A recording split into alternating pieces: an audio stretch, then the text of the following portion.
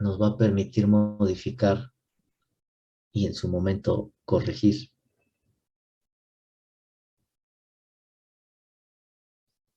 La respuesta en estado estable. ¿A qué acción básica de control se equipara su efecto? Si el compensador de atraso modifica la respuesta en estado estable, ¿con qué acción básica de control tendría su equivalente en el comportamiento?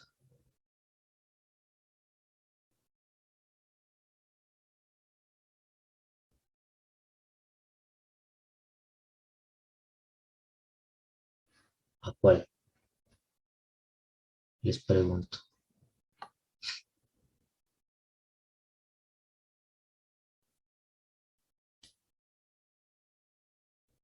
Derivativo. ¿Por qué? A la acción integral, dicen en el chat. Pues sí, a la acción integral. No puede ser derivativo porque el anterior era derivativo. Y entonces, si el de atraso es derivativo y el de adelanto es derivativo, pues qué diferencia hay, ¿no? Acción integral. Y desde el punto de vista de un filtro, ¿con qué filtro se podría comparar el desempeño de esta red? Pasabajas. Un pasabajas, exactamente.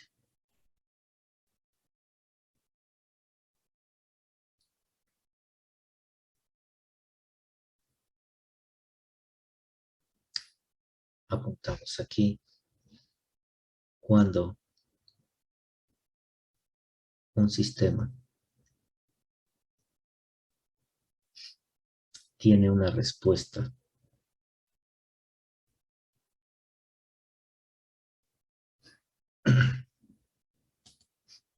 transitoria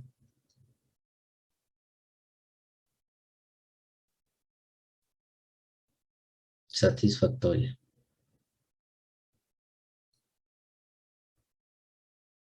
pero su error en estado estable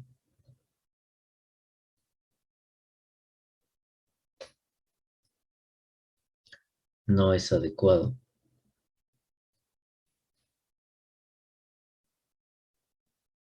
Se puede emplear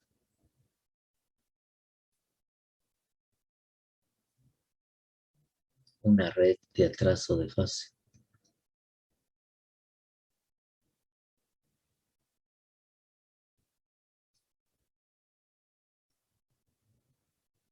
Como compensador.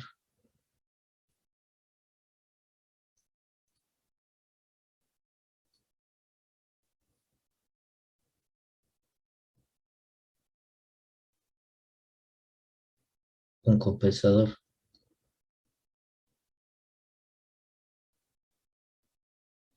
de atraso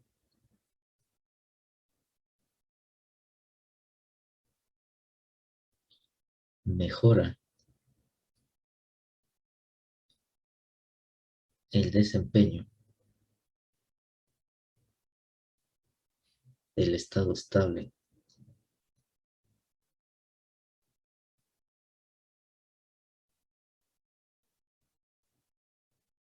de un sistema.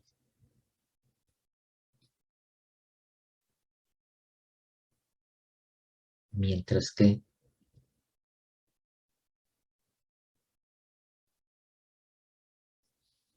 su respuesta transitoria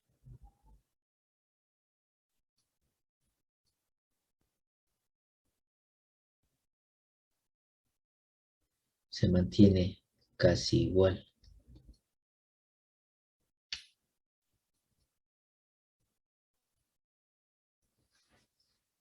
Y esta última palabra o esta última frase hace que muchos simplemente corrigen la parte en estado estable a través de una red de atraso y ya no se regresan a verificar cómo quedó el transitorio, porque se apegan mucho a esto que dice la teoría, que cuando ustedes utilizan una red de atraso, el transitorio se mantiene casi igual. Aquí vamos a ver eso, vamos a tratar de explicar eso, y vamos a ver que esto será cierto bajo ciertas circunstancias.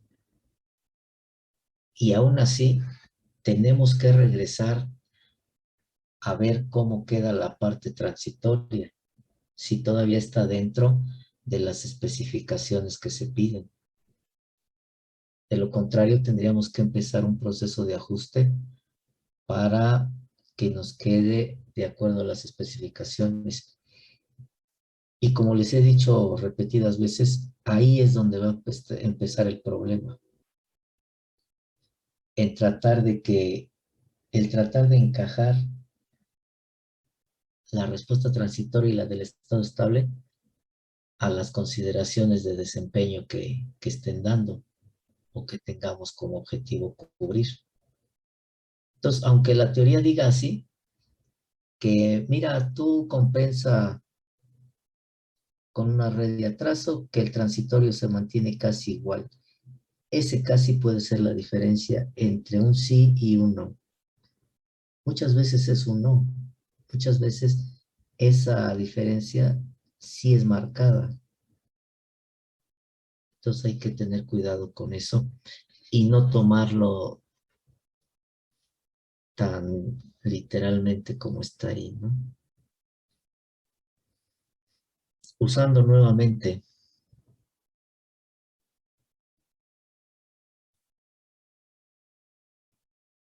un circuito eléctrico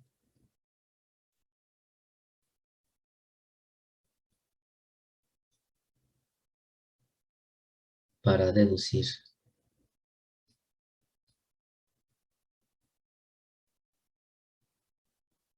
la función de transferencia de la red de atraso,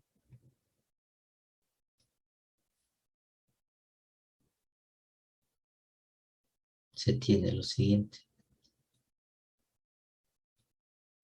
El circuito de esta red es el que voy a dibujar ahorita. Nuevamente es un circuito de 2 puertos y del cual les pido que obtengan su modelo matemático. Y al igual que con el caso de la red de adelanto, yo manipulo ahorita convenientemente el modelo para dejarlo expresado en la forma que nos interesa tenerlo. Circuito de 2 puertos, una vez más, y la variante está aquí.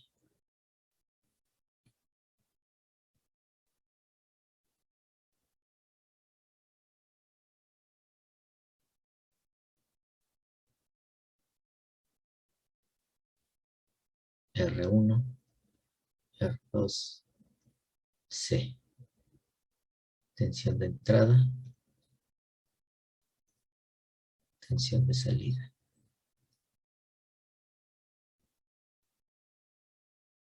¿Cuál es el modelo de este circuito? Que me lo dicten, por favor?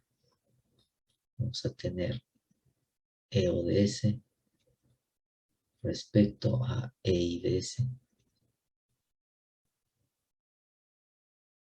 igual. Espero su respuesta, su modelo.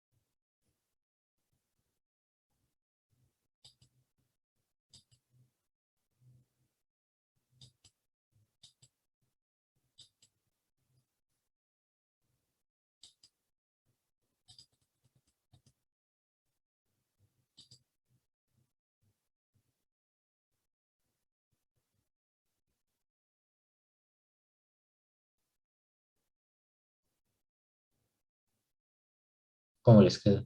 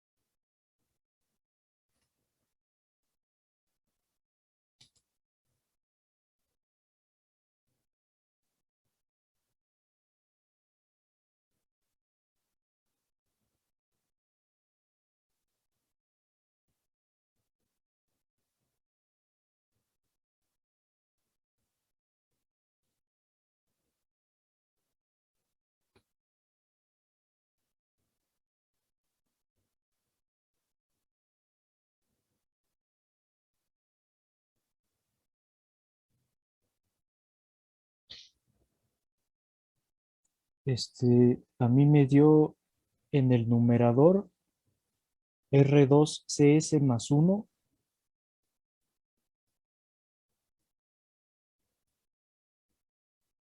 y en el denominador, entre paréntesis, R1 más R2 por CS, ya fuera del paréntesis, más uno. No sé si esté bien. Sí, está bien. Hay que manipularla para dejarla en forma de un polo y un cero explícito, en términos nuevamente de una constante de tiempo que vamos a definir y de un parámetro similar al que definimos en el caso de la red de adelanto, que era alfa. Aquí, para diferenciarlo entre una red y otra, le vamos a llamar beta, pero que también va a estar en términos de los valores de las resistencias.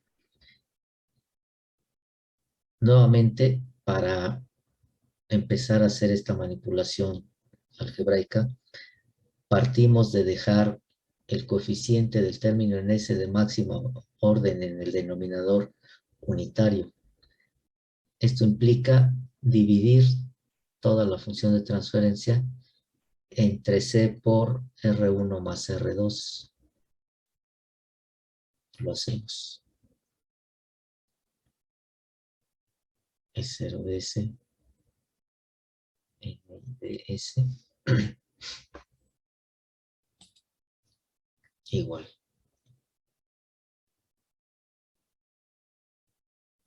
R2C, C, R1 más R2, S más 1, CR1 más R2,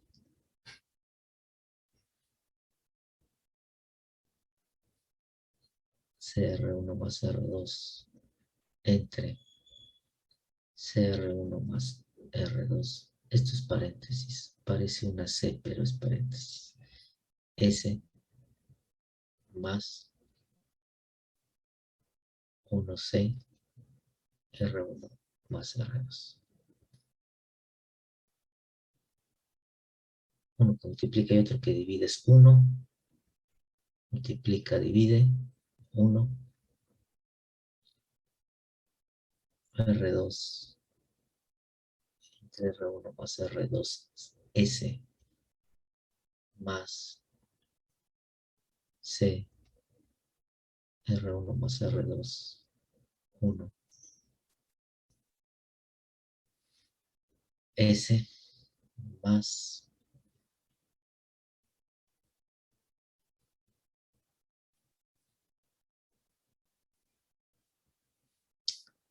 aquí es cuando vamos a definir la constante de tiempo y el parámetro beta, que va a terminar siendo un parámetro indicativo de la distancia relativa entre el polo y el cero de la red de atrás, definiendo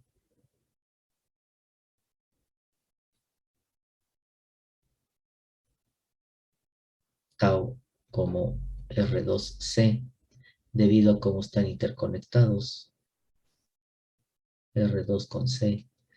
En el caso anterior era R1 con C, estaba asociado a R1 principalmente.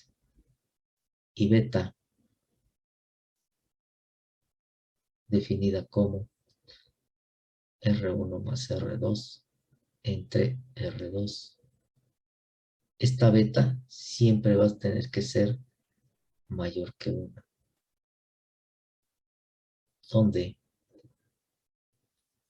R1 a que es igual. Necesito despejar de aquí R1. ¿Por qué? Porque este término R2, R1 más R2 va a estar directamente asociado con beta. El producto C por R2 va a estar sustituido por tau. ¿Y R1 qué? R1 también tiene que quedar en términos de beta o de teta. De tau. De tau no puede porque no está involucrado ahí. Entonces tiene que quedar en términos de beta para dejar mi función de transferencia exclusivamente en términos de tau y de beta. De esta ecuación de beta, despejen R1 y díganme a qué es igual.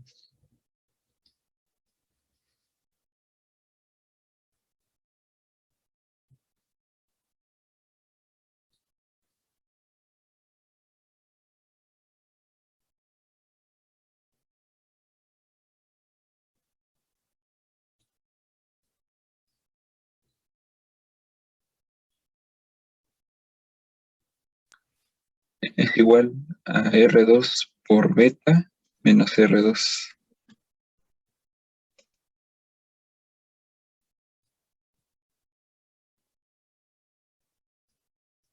Ahí está. Que esto equivale a tener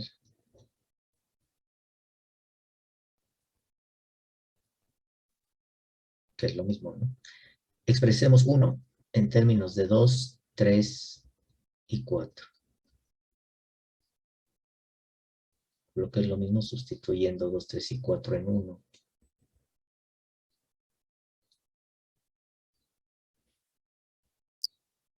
Ponerlo acá. Expresando a 1 en términos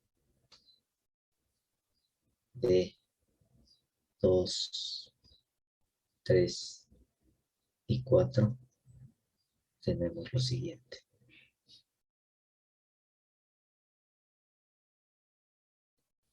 EO de S respecto a EI de S igual. R2 entre R1 más R2 podemos observar que es el recíproco de beta. Me queda 1 sobre beta por S más 1 C R2 más C R1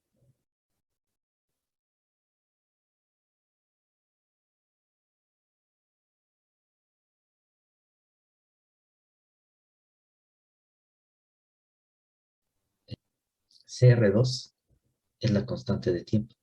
Y 2 y 4 en esta que lleva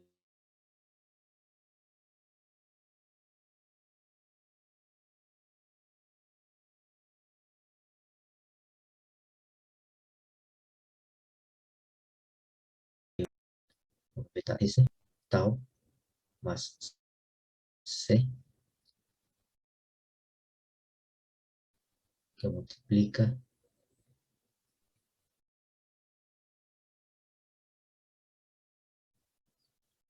a R1, que vale R2 beta menos 1. S más R1 menos 1.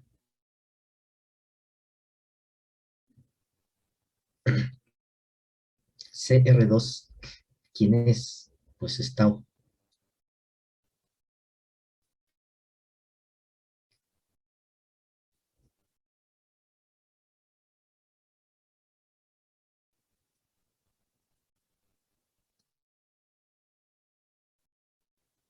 Nos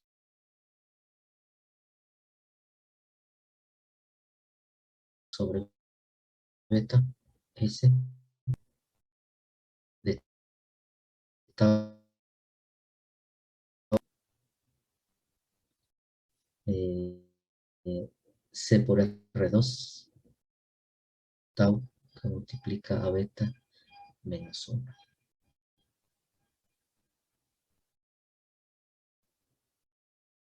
Tau más C por R2 es tau que multiplica a beta menos 1.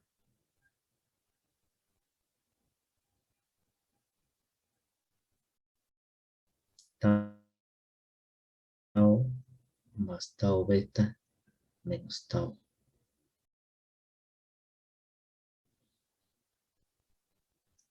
Tau más tau beta menos tau.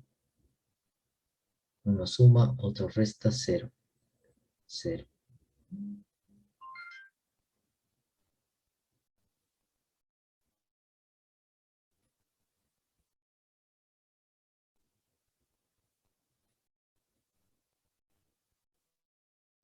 Uno en beta S más un tau beta. Factorizo el numerador respecto a 1 sobre beta.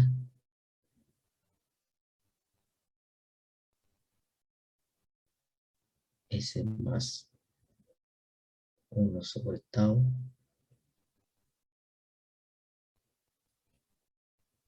Por lo tanto, la función de transferencia ya en la forma que nos interesa.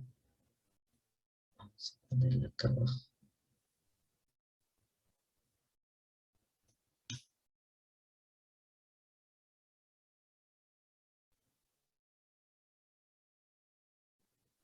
E de S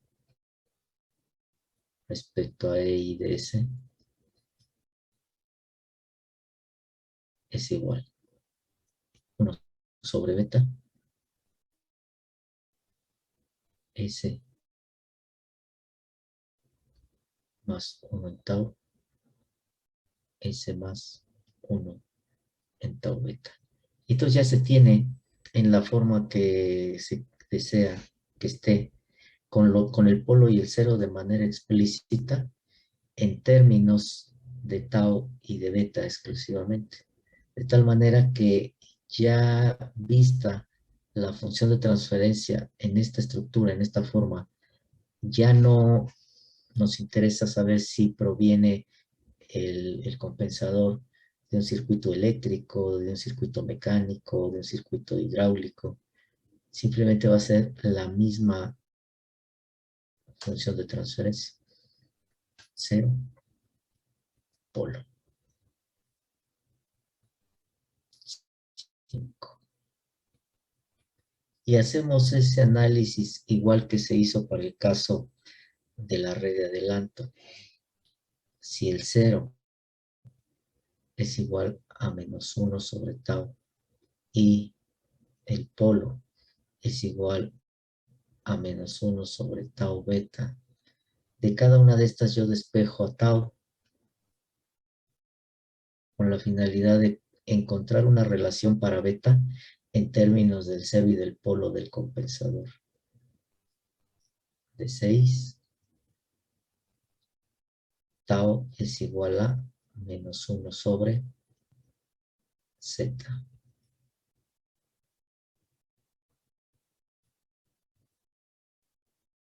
De 7,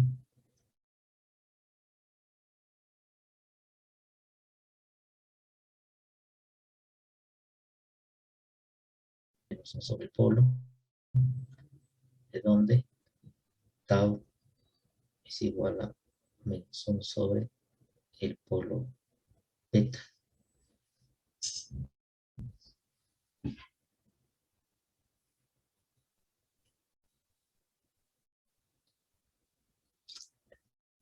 si la constante de tiempo es -1 sobre z, pero también la constante de tiempo es -1 sobre pb, entonces este término es igual con este.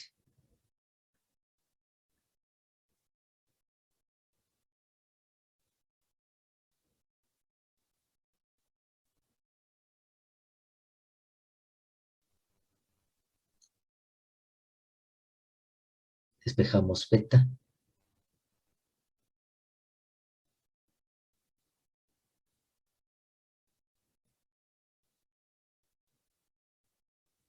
Cero sobre el polo. Y esto tiene que ser mayor que 1. Y esa es la característica que debe de presentar la red de atraso de fase. Para que esta relación 10 se cumpla, es decir, que la relación 0 entre el polo del compensador sea mayor que 1, ¿cómo tienen que estar relativamente en el plano complejo ubicados el polo y el 0 del compensador?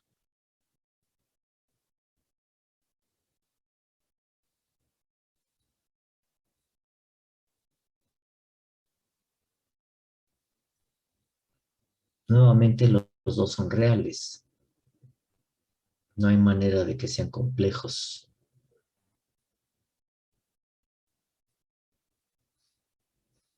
¿Cómo quedan ubicados? Y fíjense, te escucho. Ahora el polo es el que está más cerca del origen, bueno, o del eje imaginario, Ajá, y el polo queda acá y el cero está más alejado, y a el 0 la está acá. izquierda. Exactamente. Así queda.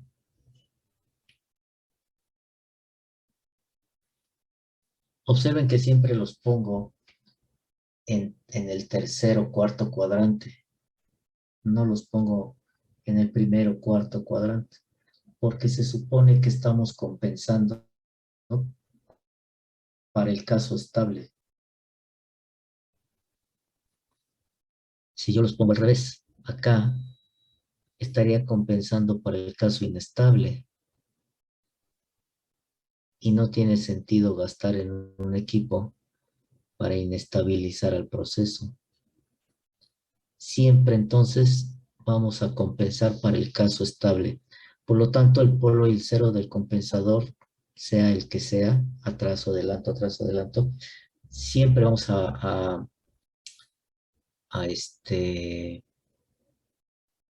se me fue la palabra. Siempre vamos a hacer que queden en el semiplano izquierdo. Pues esas son las ecuaciones, los modelos de la red de atraso y de la red de adelanto. Lo que sigue va a ser ver el procedimiento de diseño para cada una de estas redes. Primero la de adelanto, luego la de atraso. Pero antes de eso quisiera mostrar lo siguiente.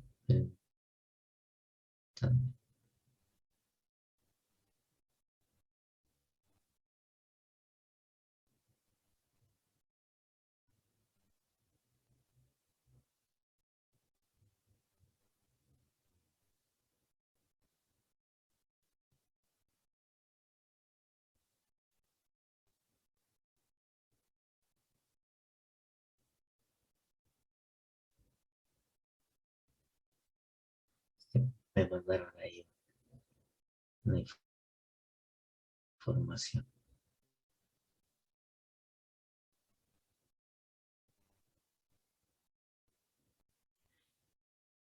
Quiero mostrarles el comportamiento, la correlación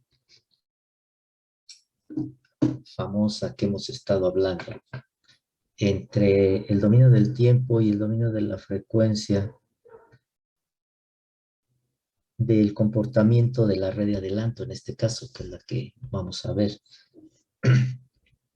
Y vamos a verla desde el multisim. ¿Recuerdan el arreglo del circuito de la red de adelanto.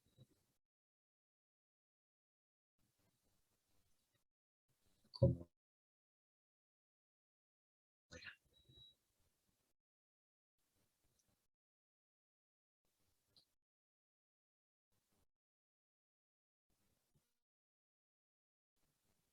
este.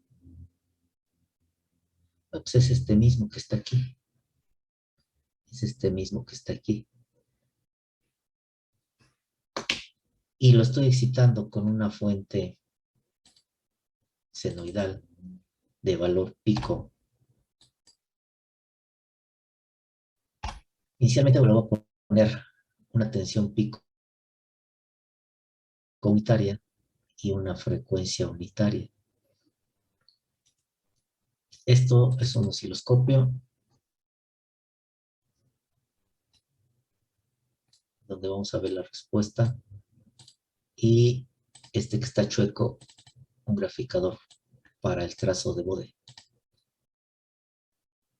Vamos a echarlo a andar. Se ve así porque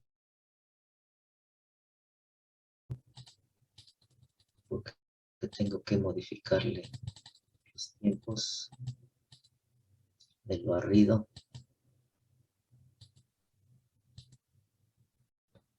y las magnitudes.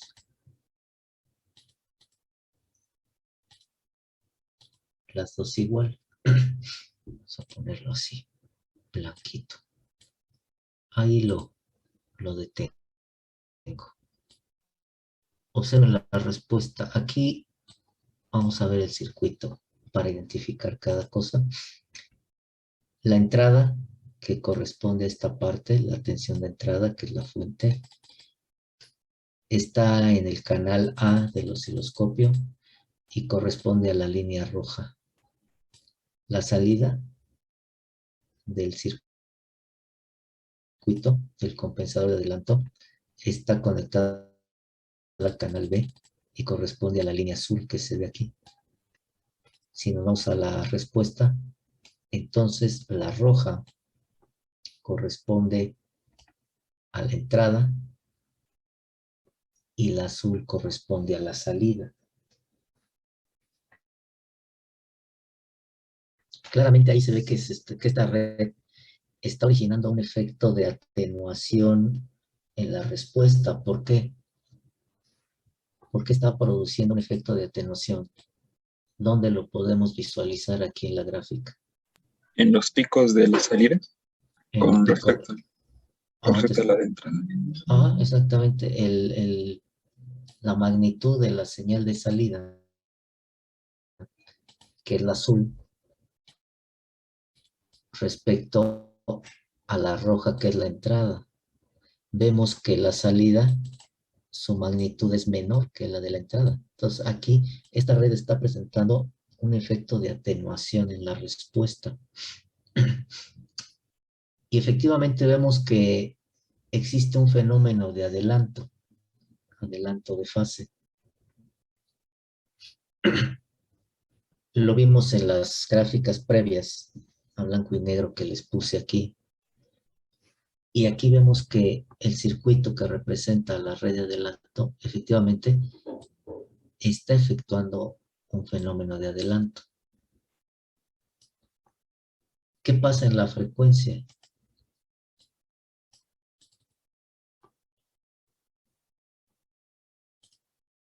Tenemos la gráfica de fase y tenemos la gráfica de magnitud para esta red de adelanto con esos parámetros que están ahí. Vemos el circuito y en la fuente vemos que tenemos un hertz de frecuencia y una amplitud de 1 volt en la fuente. Entonces, ¿dónde quedó el bode? Ya se me perdió, acá está abajo. ¿Cómo podemos ver toda esa información en bode? ¿O cómo podemos verla en el tiempo? En el tiempo, que es esta gráfica, en el tiempo ante una señal senoidal, este resultado es exclusivamente para 1 Hz de frecuencia. Exclusivamente para 1 Hz de frecuencia.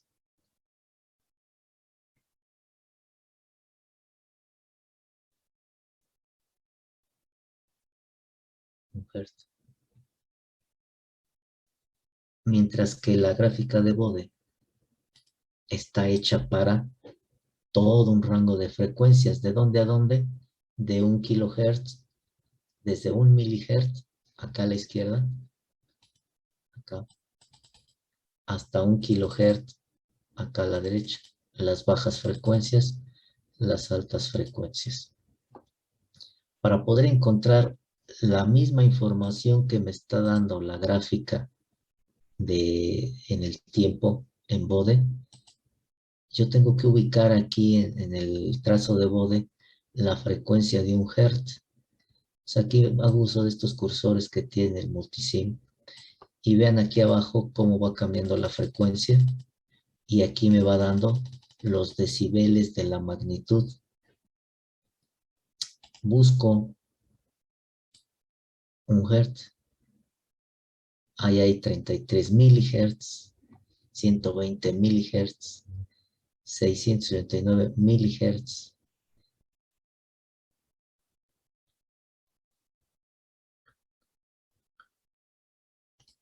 Eso es lo más que lo pude aproximar. 1.008 Hz. En esta frecuencia, la magnitud me está diciendo ahí que es de menos 1. Vamos a apuntarla por acá. Busco aquí un espacio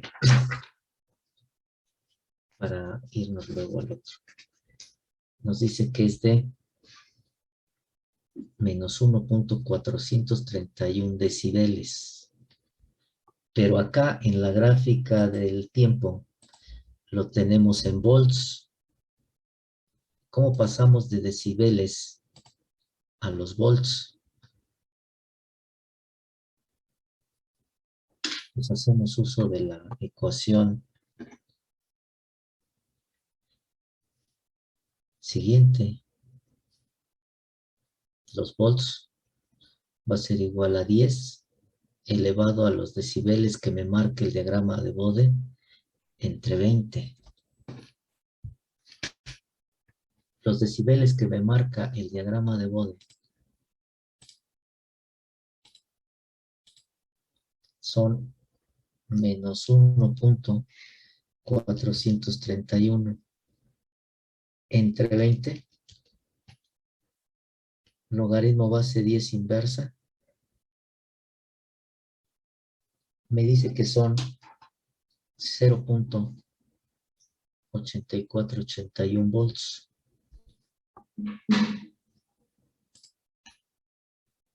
Vamos a verlo acá. Vamos a entender la manipulación de esta gráfica. Fíjense, aquí abajo me da la información. Canal A asociado a la entrada. Canal B asociado a la salida. T1, T2. Aquí tenemos dos cursores. El rojo aquí arribita, podrán observar en pequeñito que trae un 1 y el azul aquí arriba trae un 2. Entonces cuando yo muevo el 2, se asocia con este T2 y aquí me da el tiempo y las magnitudes. Dependiendo el canal que yo tenga seleccionado. Aquí yo tengo el canal A. Como quiero ver la amplitud de la señal de salida y la salida está en el canal B, le cambio el canal B. Vean cómo este puntito en el cursor ahora ya está sobre B. Entonces ya me puedo desplazar a buscar la magnitud máxima. ¿Dónde la estoy viendo? Cursor 2, canal B. Cursor 2, canal B. Ahí vemos que tiene 841, 43, 44, sigue aumentando, 45, 46, 46.9, 47, ya bajó. O sea que me regreso. 45, 46, por ahí vi un 47. Ahí está. Dijo tener, dice tener ahí 847 milivolts, es decir, 0.847. En nuestro cálculo nos había dado 0.848 volt. Entonces, de esa manera, ustedes pueden ir interpretando información que tienen entre el dominio del tiempo y el dominio de la frecuencia. Ustedes dicen, mi sistema está trabajando en el tiempo, pero en un momento determinado entran señales en la frecuencia que afectan el comportamiento del sistema. ¿Cómo puedo encontrar información de un dominio a partir de las gráficas del otro dominio y viceversa? Si yo quisiera obtenerlo, entonces, a partir de aquí, la magnitud, ¿qué digo? Imaginen que tienen este diagrama en el tiempo, que tuvieron un graficador, tienen un graficador que les da el bode y les da este. Imprimen este y dicen, ¿a qué frecuencia estará esta gráfica? ¿O está funcionando el sistema? No, pues no sé. Bueno, miden su amplitud aquí, que les da, aquí la tenemos abajo, 847.08 milivolts, la pasan a decibeles y acá buscan esos decibeles y encuentran la frecuencia a la que está funcionando el sistema. ¿Cómo pasan entonces estos milivolts a decibeles?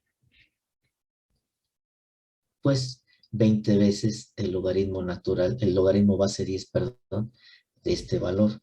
Es decir, el logaritmo base 10 de 0.847 y ese resultado lo multiplican por 20 y les da que este valor en volts, que lo tenemos aquí abajo, equivale a menos 1.4423 decibeles. Y este valor es el que buscamos en la gráfica de magnitud. Estamos acá abajo para que lo revisen. Aquí andamos buscando ese valor. Aquí tenemos que llegar a este valor. Y acá me va a decir a qué frecuencia está trabajando esta gráfica o este sistema. Ya lo hicimos, pero ahora vamos a la forma contraria. Tengo que buscar menos 1.44, menos 4, menos 3, menos 2, menos 1.343, 1.4, 401,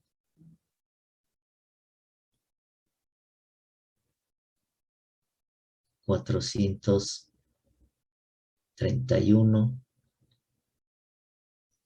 491, ya me pasé, 61, me falta, ahí está. Menos 1.431 es lo que más me acerqué. Y entonces veo de este lado a qué frecuencia está esa magnitud. Y ya puedo saber que esta gráfica está a 1 Hz,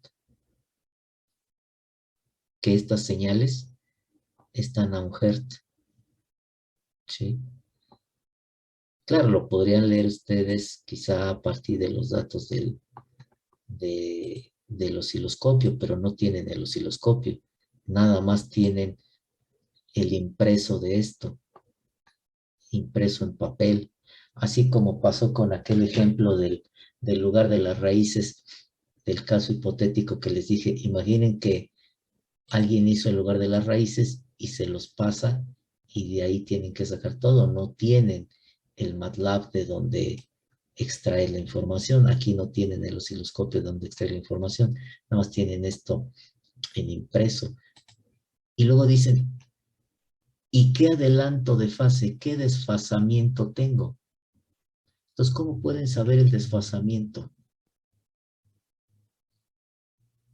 ¿Cómo pueden saber a cuántos grados está desfasada la salida respecto a la entrada?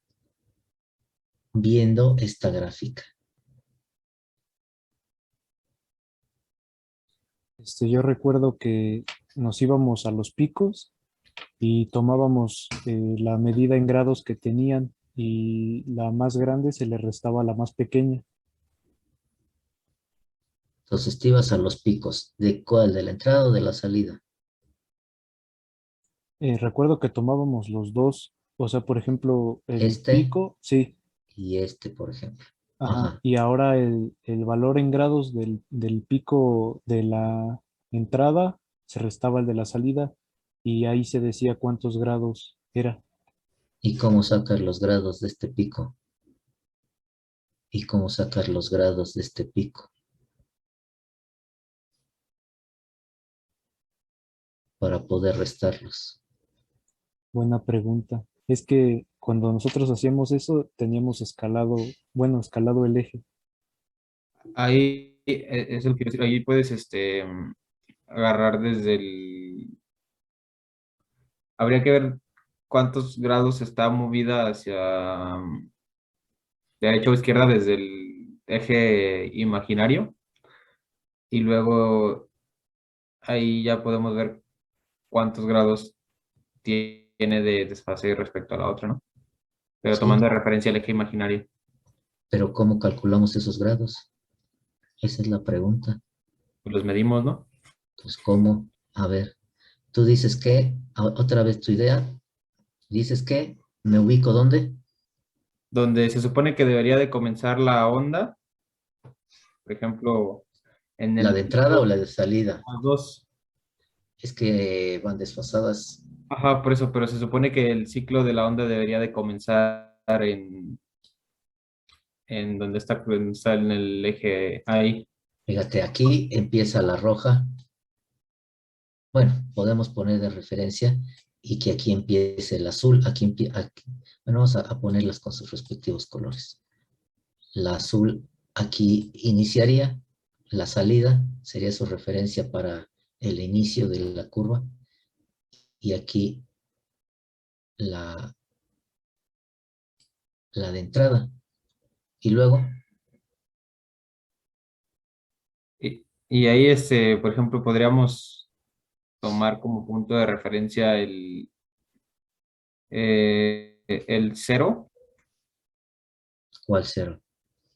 o el inicio del eje real. Pues es que el eje real va desde por acá hasta por acá.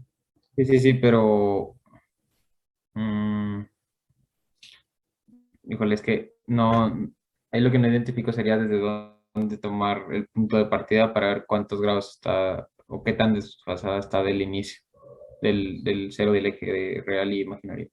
Por eso les digo, imaginen que alguien imprimió el resultado de un graficador, corta el papel y les da este papel y les dice, a ver, dime a qué frecuencia, y luego les da el bode, ¿no?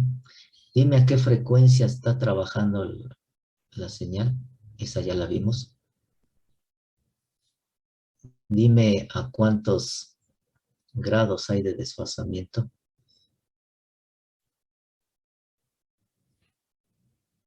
Y dime a cuántos decibeles se tiene la salida.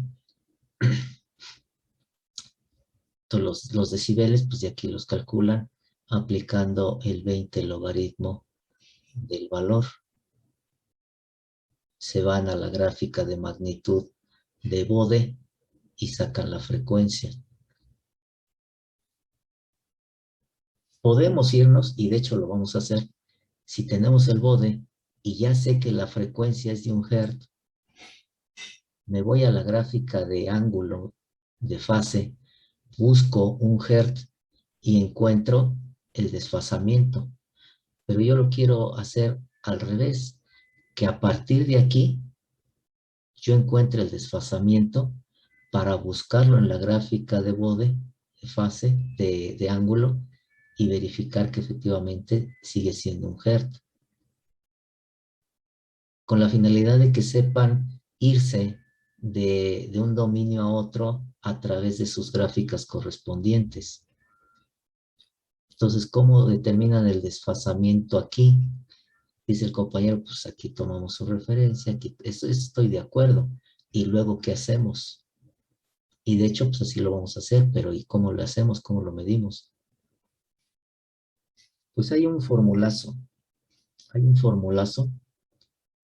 que les dice que el desfasamiento va a ser igual a 2 pi t en t. Esto sí está en radianes. Como yo lo quiero en grados, pues entonces el desfasamiento es igual a 360 t sobre t, donde t es el periodo de la onda. Y t minúscula es este tiempo que tú dices. Esto es t. Aplicamos el formulazo y me da los grados de desfasamiento que tiene una respecto a la otra. Y luego ya me voy, nos vamos a la de bode, a la gráfica de fase, busco este ángulo y me va a dar la frecuencia. O podría irme directamente ahorita, si quieren lo hacemos. Me voy directo y luego nos regresamos para verificar el dato. Me voy a la gráfica de bode de fase, al fin que ya tengo la frecuencia, ya sé que es un Hz. Aquí está la de fase.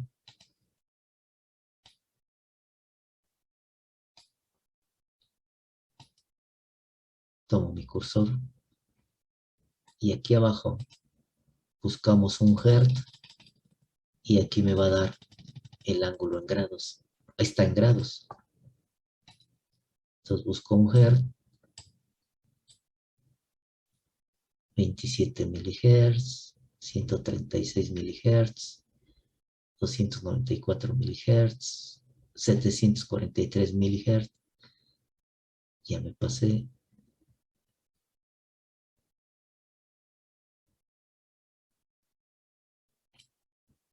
Es lo más que me acerqué a un Hz. 1.008 Hz. Entonces esperamos que en la gráfica en el tiempo encontremos que el desfasamiento que tiene esta respuesta es de 14.231 grados. Eso es lo que tenemos que esperar de nuestro cálculo. Nos vamos acá. Fíjense, aquí abajo dice T2 menos T1. O sea que aquí, poniendo el cursor en donde debe de ser, me da esa diferencia. Pero aquí, solo que aquí me lo está señalando aquí, pero es en el tiempo. Entonces es este mismo tiempo. Según esto van a ser 40.844 segundos. Según esto está marcando 40.841 milisegundos, es decir, 0.040841 segundos. Lo que puedo hacer es también hacerlo en cualquier punto. Lo puedo medir aquí, lo puedo medir acá, al fin que es el mismo. ¿Sí? Entonces fíjense aquí, me está diciendo el cursor 2, que es T2 en el canal 2, perdón, aquí no hay canal, acá es el tiempo porque es único. que estoy en 30.933 segundos. Y el rojo está en 30.973 segundos. Si hacen la diferencia, 30.973 menos 933, 0.04, que es lo que tenemos aquí, que es lo que nos da aquí la diferencia entre la posición del cursor 2 y del 1. Entonces ya nada más sustituimos acá en el formulazo, pero tenemos que sacar el periodo que tiene esta respuesta. Tenemos que sacar el periodo que tiene esta respuesta. ¿Cuál es el periodo que tiene esta respuesta? Yo ya tengo ubicada aquí en la roja con un tiempo de el 1, 30.973. Entonces ubico la azul o la misma roja, apunto este dato, pero teniendo dos cursores, pues trabajo con los dos, ¿no? A donde vuelva a generarse este valor, y ese es el periodo, donde donde vuelve a ocurrir este valor, pues hasta acá. Entonces yo la azul la llevo a este punto.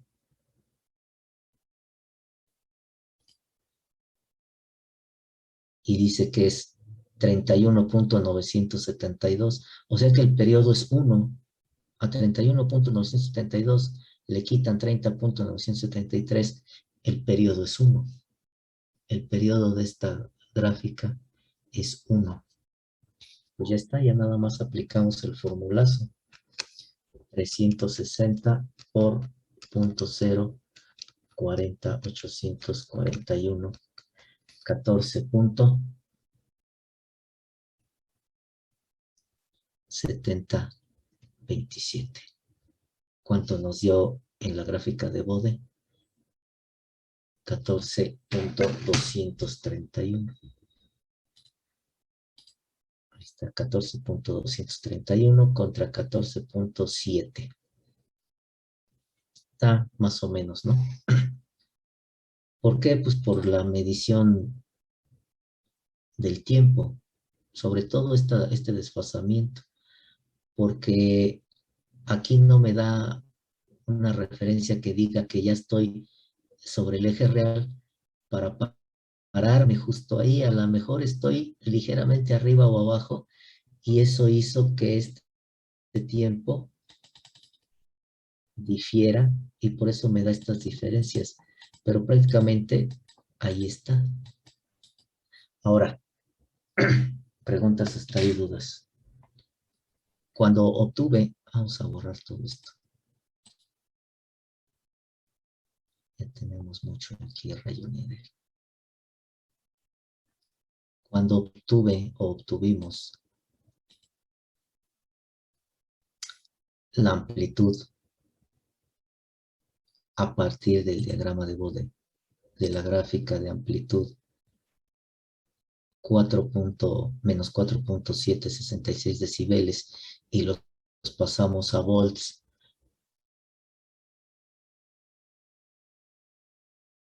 la amplitud en nuestra señal senoidal es 1, pero si la amplitud de la señal senoidal no es 1, entonces no es directo. Vamos a poner aquí que tiene otra amplitud, no sé qué les gusta. 1.796, por ejemplo. Pero puede ser cualquiera.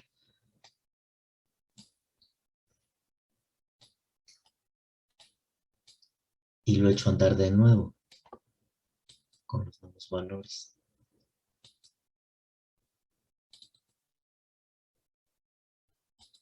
Ahí está. Lo ajusto.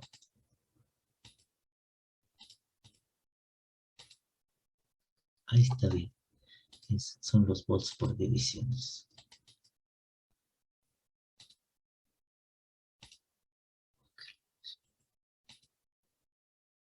Ahí está más o menos. Ahí está. Y si yo mido nuevamente aquí la amplitud, ¿qué esperaría yo? Me voy a mi gráfica de magnitud de Bode. Busco un hertz, porque nada más cambia la amplitud, no la frecuencia. Busco el hertz.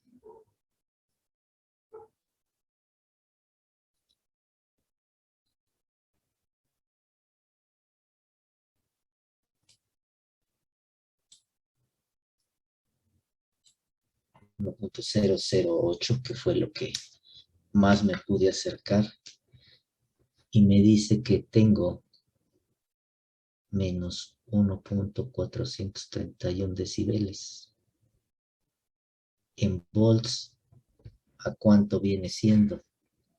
10 elevado a la menos 1.431 entre 20. Menos 1.431 entre 20.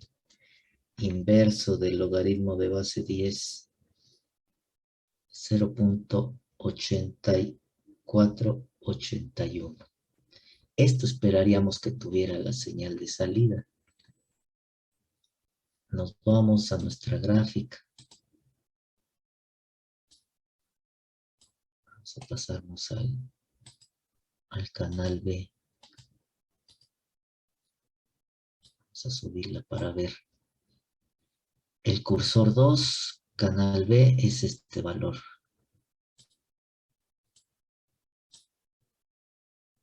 Y aquí buscamos el máximo, 1.5, 15, 17, 19, 21. Ya bajó. 19, 21, 20. 1.521. 1.521. Y según en la gráfica de Bode, dice que son 0.88481 volts. Ya no coincide. ¿Por qué? Porque la fuente ya no es unitaria.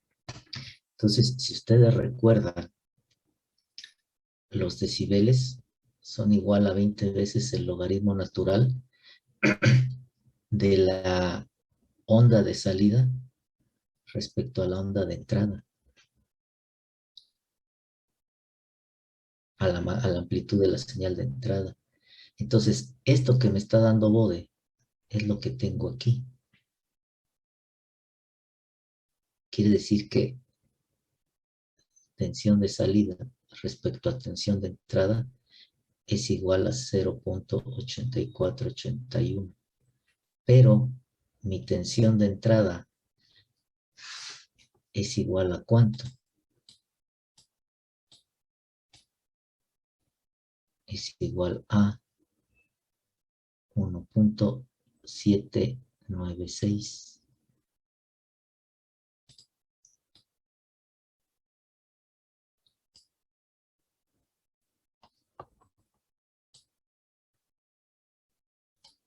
Entonces mi tensión de salida, ¿a qué va a ser igual? A lo que obtengo de Bode por la tensión de entrada, que es 1.796.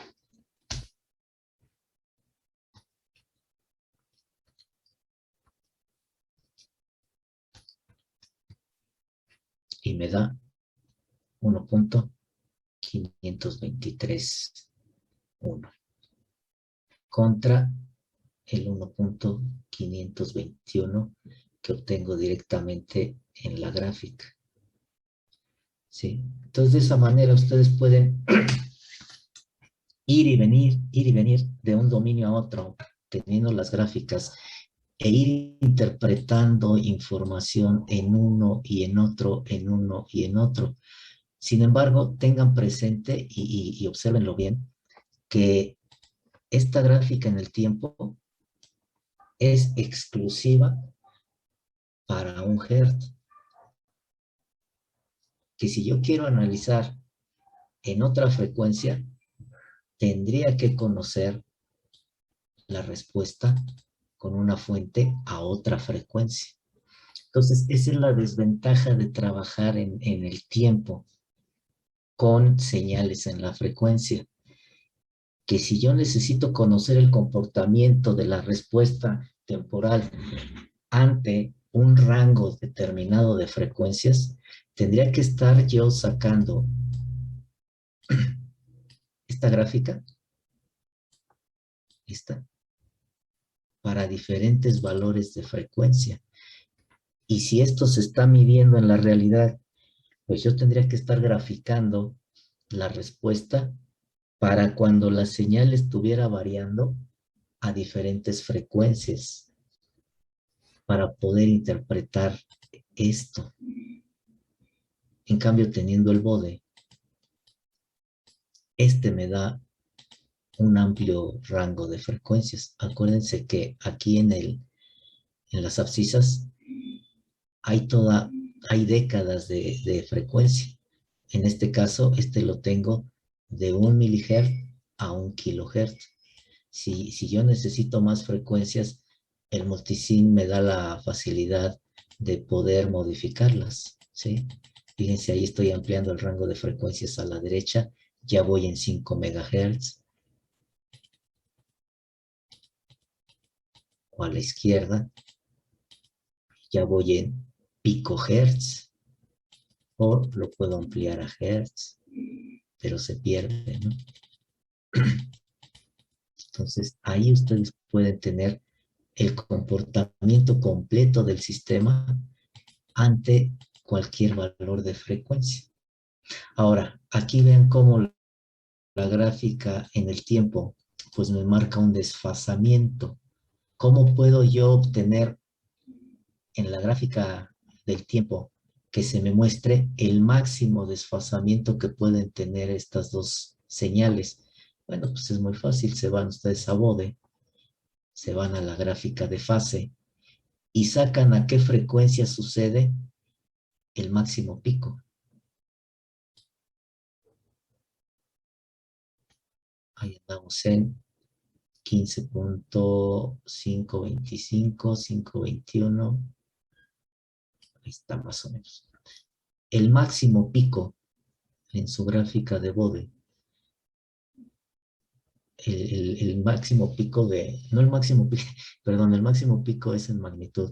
El valor máximo de fase, el pico de fase, está en 15.525 y eso sucede a 0.647 Hz. Entonces, esta frecuencia se la pongo a mi circuito.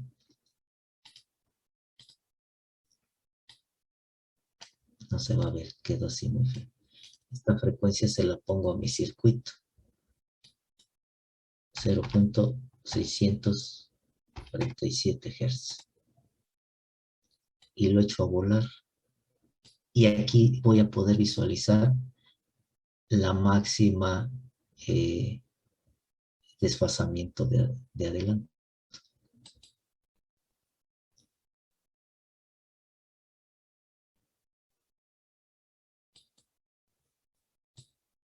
Ese es el máximo desfasamiento que se puede ver. Fíjense cómo si es ligeramente más amplio esta medida, ¿no?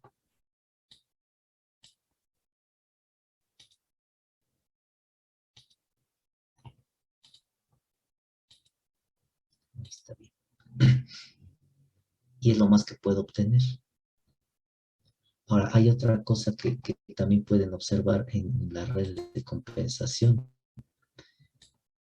Esto digamos que es el máximo desfasamiento. Pero ¿qué pasa?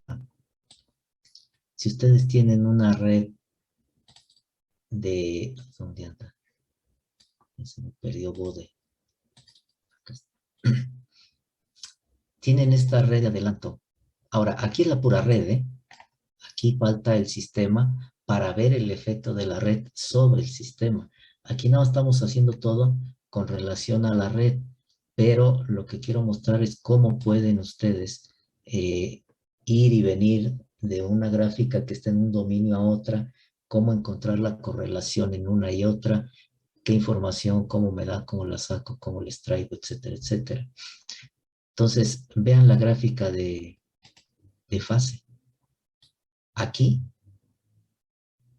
hay poco ángulo, 0, y va aumentando hasta un valor máximo de 15.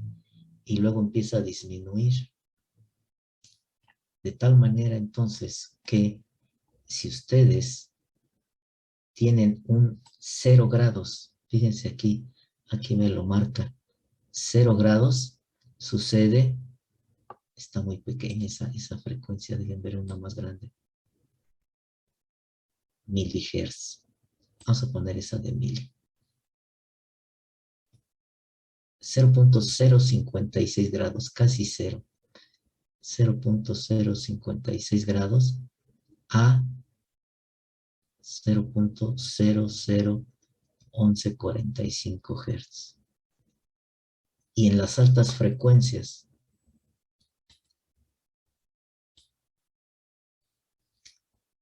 los casi 0 grados se logran ahí andamos en 0.087 grados, se logran a 238.5 Hz.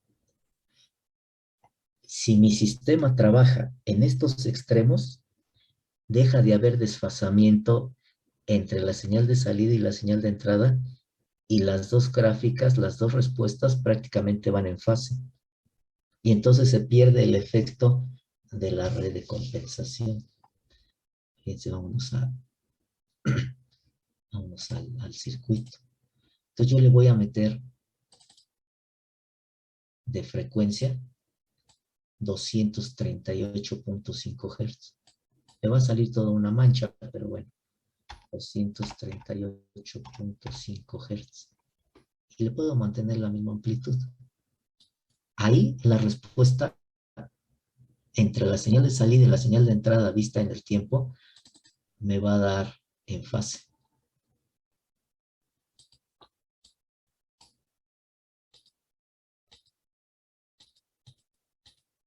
Vean cómo se confunde la gráfica roja con la azul.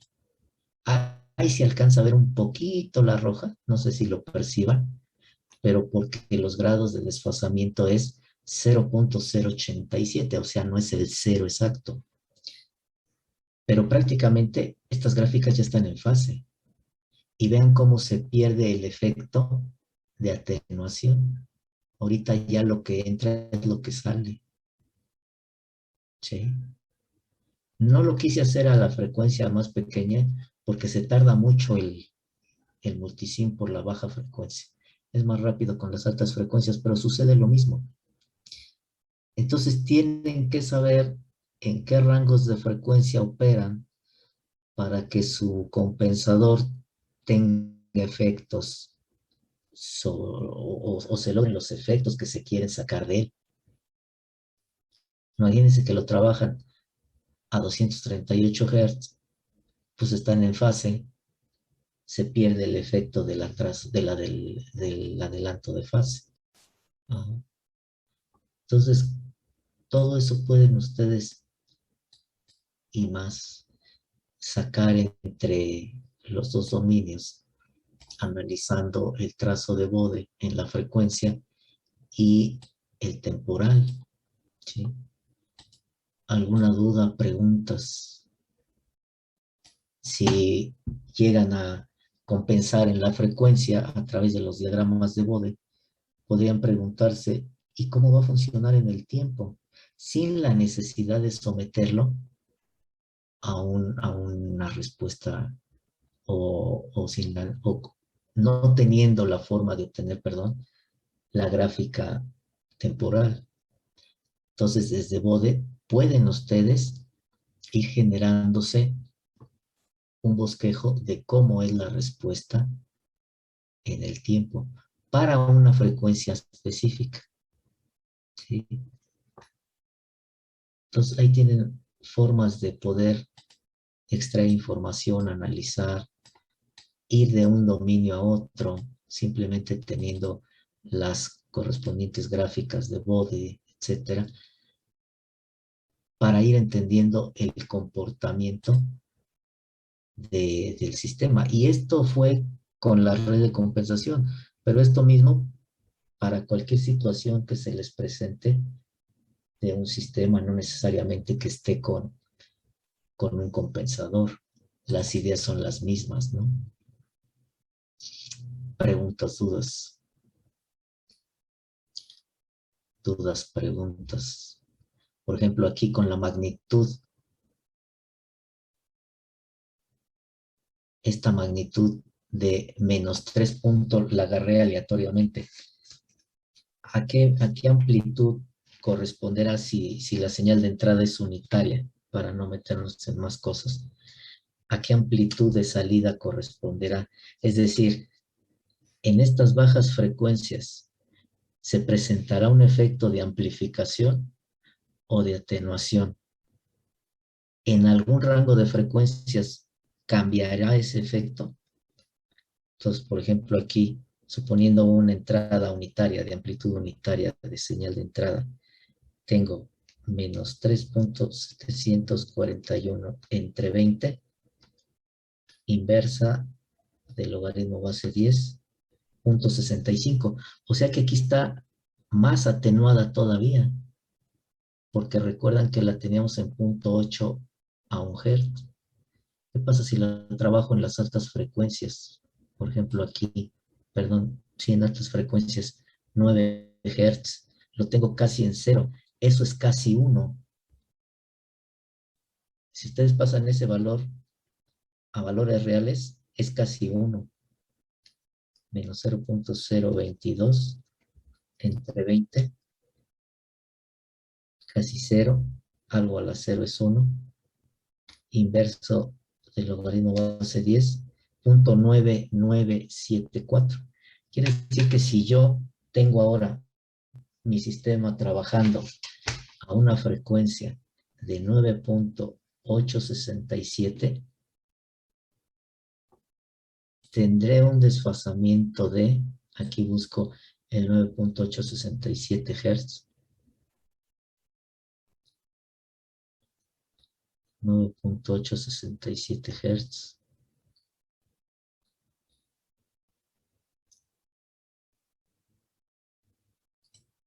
Tendré un desfasamiento de 2 grados, es decir, el efecto de adelanto de fase se va a presentar, pero ya no tendré el efecto de atenuación. Casi, la salida será igual a la entrada. Y lo podemos ver acá. Le voy a poner la unitaria porque sobre eso lo calculamos. Pero ahora la frecuencia dijimos que es de 9.867. Lo he hecho andar.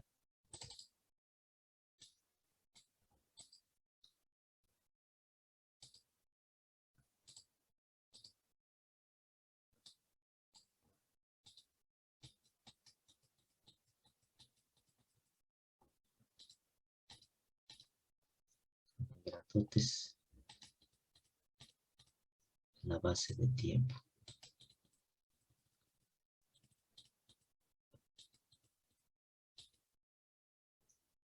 Aquí está 1 a 10, y otro está 20, y otro está 1. Vamos a ponerlo a lo mismo.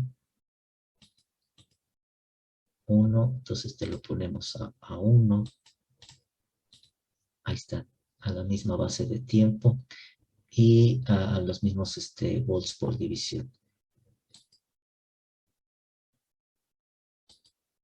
Vean cómo prácticamente la salida es igual a la entrada de magnitud. El desfasamiento es muy poquito. Vamos a ver si podemos hacerlo un poco más ampliado así. A 500. A 500. Hay un leve desfasamiento. Se está dando el efecto de adelanto de fase. Y sigue siendo el mismo compensador, porque no he cambiado el valor ni del capacitor, ni de R1, ni de R2. Eso significa que el polo y el cero del compensador están en la misma posición, no han sido movidos, pero quien cambia el comportamiento del compensador van a ser las señales con las cuales está siendo excitado. ¿Sí? Y ahí está. ¿Alguna duda, preguntas? Y bueno, aquí esto es nada más eso. Cuando se compensa en la frecuencia, pues entonces ya hablamos de márgenes de fase, márgenes de ganancia, y pues todo eso se puede analizar también acá en el BODE. Esto que hicimos aquí con el multisim se puede hacer igual en el MATLAB. ¿Cuál es la diferencia? Que en el MATLAB, en vez de meter estos circuitos, pues meto el modelo de la red. Y entonces debo de conocer la ubicación del polo y el cero asociados a estos valores de capacitor, de capacitancia, resistencia 1 y resistencia 2. Estos valores corresponden a una posición específica del polo y del cero del compensador. En el diseño, en el proceso de compensación, se basa en encontrar el polo y el cero del compensador, y luego tenemos que saber encontrar los valores de la red de acuerdo a la posición que tienen los polos y los ceros. Si hay preguntas, las vemos la siguiente. Por hoy ya se acabó el tiempo. Tengo todavía el otro grupo, si no, pues me quedaba resolviendo dudas. ¿Preguntas? Nada. De momento no. Nos vemos la siguiente. Gracias, profe. Gracias. Hasta luego, profe. Hasta luego.